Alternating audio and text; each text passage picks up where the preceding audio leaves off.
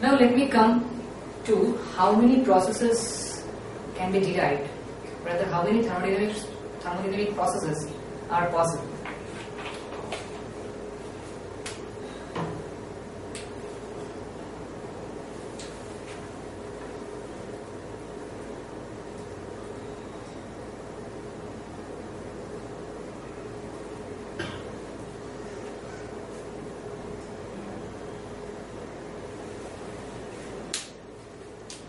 There are 4 types of processes. First one is isothermal, second one is adiabatic, third one is isochoric, fourth one is isobaric. So before going to the processes, let me discuss how these 4 processes are possible. For gas, 3 parameters are possible: P, V and T. Either of them can be fixed at a time. If P is fixed, then that is isobaric process, because bar means pressure, iso means same. So where the pressure is constant, that is called isobaric process. Okay. When V is fixed, the rest parts are variable, that is called isochoric process. Chor means volume.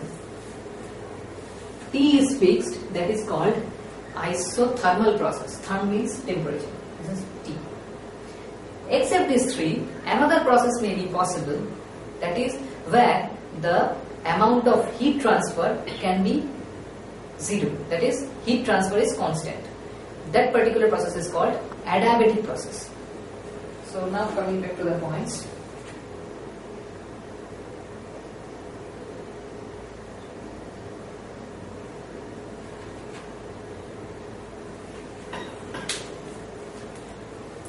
First one is isothermal.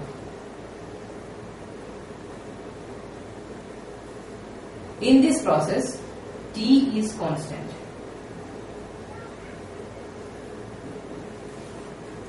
Second process is isobaric.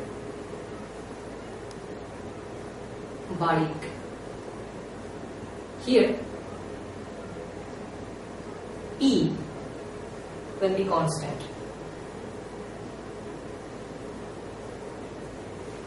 Third process is, as per the table, P is over, T is over, third one is V. Isochoric. Here, V is constant. And the final one is adiabatic process, where the change of heat is constant, that is neither heat came neither inside the system nor goes out of the system. Adiabatic process. Here Q equals to 0. So these 4 processes are possible in thermodynamic processes. Let me enter in the basic thermodynamics, where actually already I have mentioned different terms previously, that work done, heat, energy, these 3 terms. These 3 terms are the mother terms in thermodynamic processes. First one is work done, second one is energy, and third one is heat. So what are they? Let me come into the details. First one is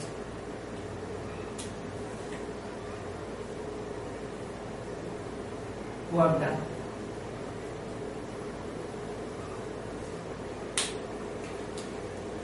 Whenever some external force acts on a particular system, then certain energy is transmitted inside the system.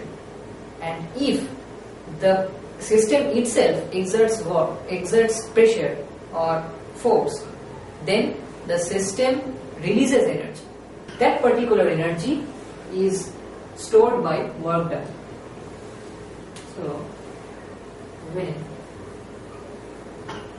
external force acts on the system, the energy transmitted is called work done. And if external force is acting on the system, that is called work done by the force, that is work done on the system. If the work, or rather the force is acted by the system itself, then it will be called work done by the system. So there are two terms: work done on the system, work done by the system. Now, these two terms are divided, or rather distinguished, by two opposite signs. One is plus and the other one is minus. So which one will be plus and which one will be minus, that is totally governed by two concepts. One is European concept and the other one is American concept. By European concept, work done on the system is positive and work done by the system is negative. And we shall follow in different aspects the European concepts. It is positive and work done by the system is negative. This is European concept. And for American concept, just reverse of this, that is work done on the system will be negative, work done by the system will be positive. Now, as already I have told and also proved via a plot that work done is a work done is a path function. Work done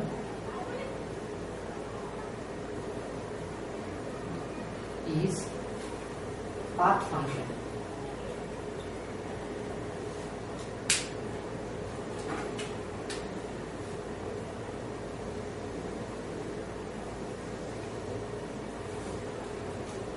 Now let me once again give a plot.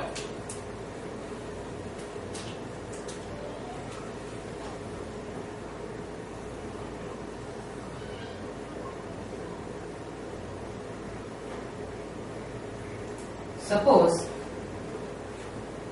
a particular piston, let me draw the piston first.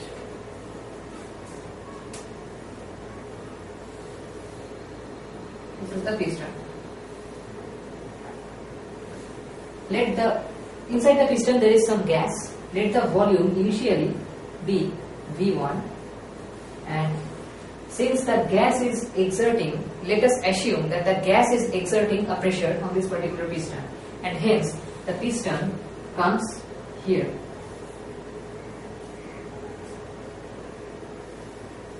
Right now the volume became V2. In this process, no external force is acted on the piston, because the force or pressure is acted on the piston by the gas which is inside the system, and hence the work done in this process will be called work done by the system, and the work done will be explained as W equals to minus, definitely because as per European concept work done by the system is negative, so minus P, the pressure exerted by the gas, into delta V, that is change in the volume. So pressure into change in the volume will give us the work done by the system in this case, and the corresponding plot will be like this. Same plot, and it is, suppose V1 is here and V2 is here, and P will be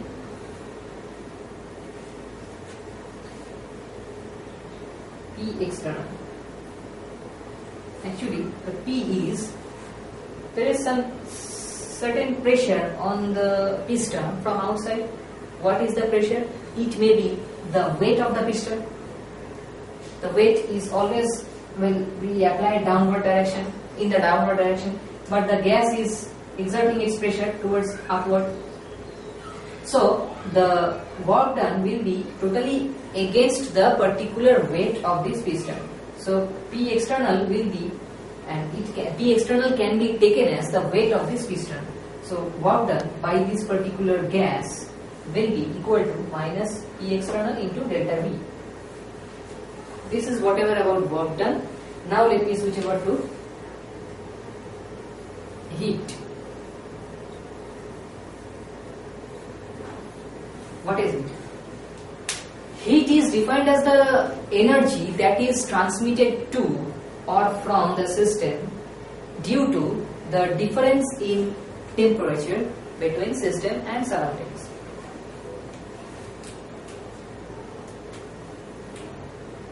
Energy transmitted to or from the system due to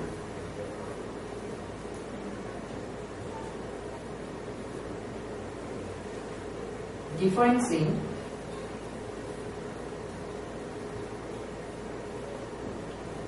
temperature.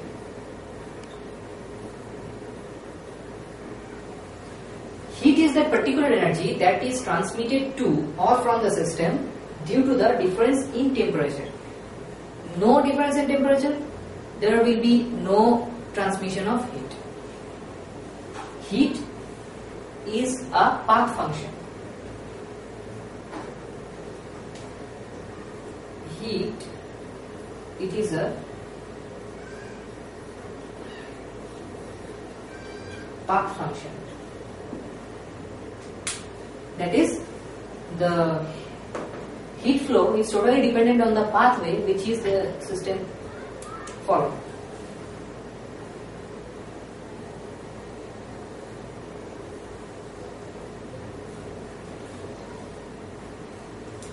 Work done is represented by W, heat is represented by Q.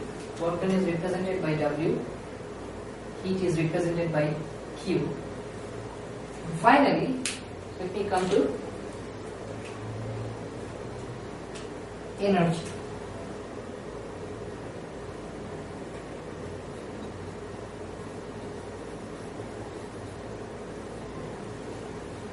Energy, it is the capability of a particular system by means of which it can do certain work. So energy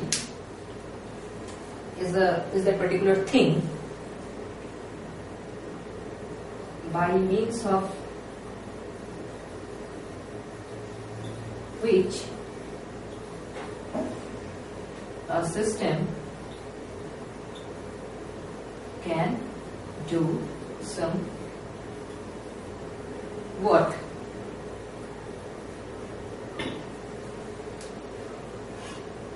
So energy is that particular thing or particular means by which a system can do certain work. Now, this energy is precisely called internal energy. Internal energy.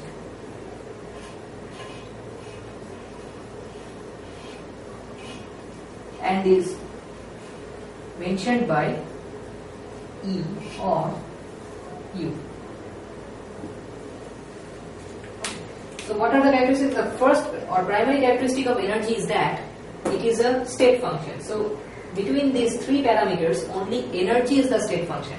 Rest two are the path function.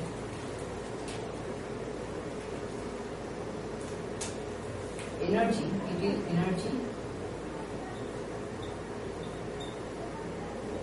state function.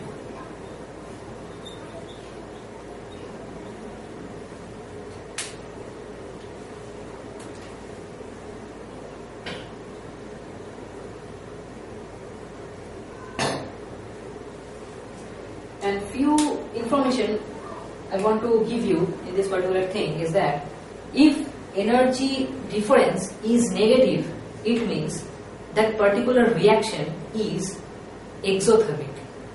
If energy difference is positive, definitely this positive and negative is totally dependent on the European concept, because already I have told that I shall follow this particular European concept throughout the entire lecture, where work done on the system is positive, work done by the system is negative. If I would explain this by American concept, it will be just reverse. That is, work done on the system will be negative, work done by the system will be positive. But I shall follow the European concept. According to European concept, change in energy, that is delta E, if it is negative, that means the reaction is exothermic. If delta E is positive, the reaction is endothermic. What is exothermic and what is endothermic? Exo means outside, endo means inside. From this term, it is quite evident that in this particular reaction, that is in exothermic reaction, the reaction will produce much more heat, and heat will be liberated from the reaction. Hence, it is called exothermic reaction. Endothermic reaction means heat will go inside the system, that is inside the reaction, that is the particular reaction will consume heat. That means it is endothermic reaction. So for a particular reaction, if the change in energy is negative, it means exothermic reaction, and if the change in energy is positive, it will be endothermic reaction. Now, in these three parameters, definitely whenever we shall explain any parameter, definitely there will be units.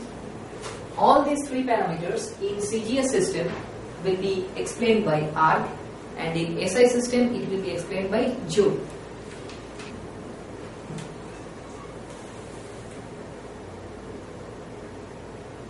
W, Q and E. All these, the unit will be arc in CGS system and joule in SI system.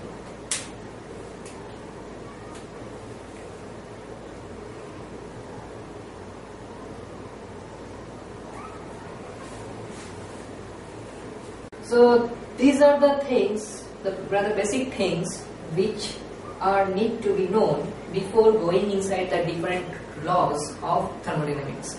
That is work done, heat and energy. One thing I need to mention in energy is that energy always depends on how much of material is present in the system. That is, it is an extensive property. Now another new term came, extensive property. Actually the terms are in pair. One is intensive property, another one is extensive property. Energy, since now, so let me discuss what is intensive property and extensive property. Intensive property, extensive property. Intensive property is that property which is independent of the amount of material present in a particular system, and the extensive property is just the reverse. That is, extensive property is that particular property which is totally independent on the amount of material present in that particular system. Intensive property is independent of mass.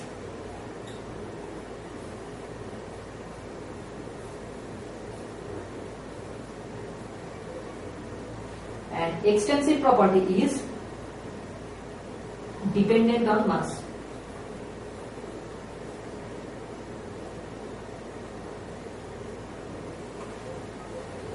So definitely energy, I told that energy is dependent on the amount of material present in that particular system. Amount means definitely it is the mass of the system. So energy is extensive property. Energy is extensive property.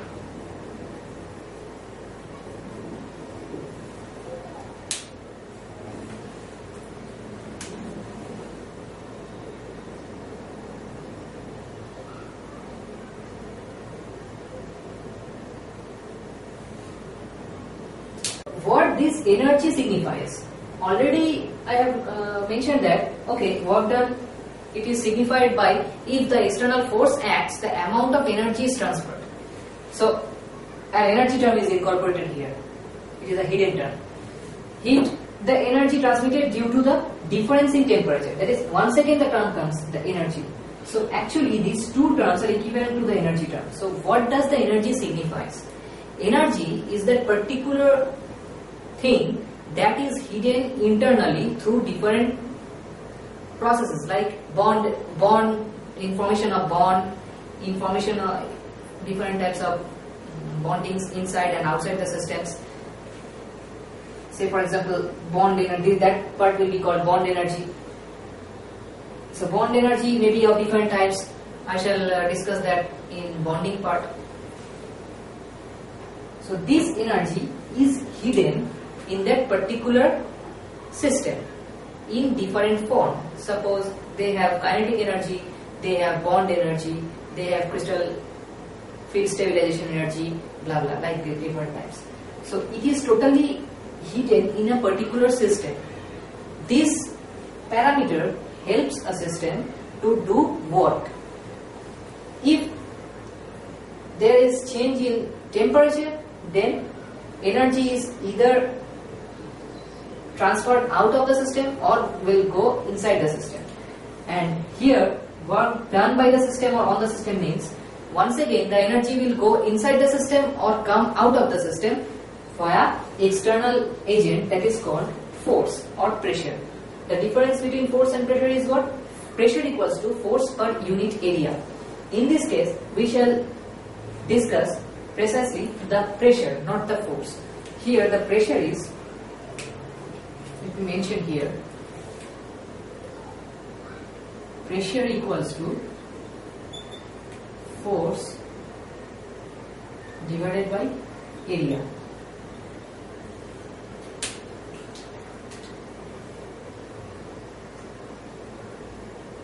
Say for example, if we take the example of this system, that is a piston system, here let the force of the piston, downward force, be the weight of the piston, that is mg, where m is the mass of the piston.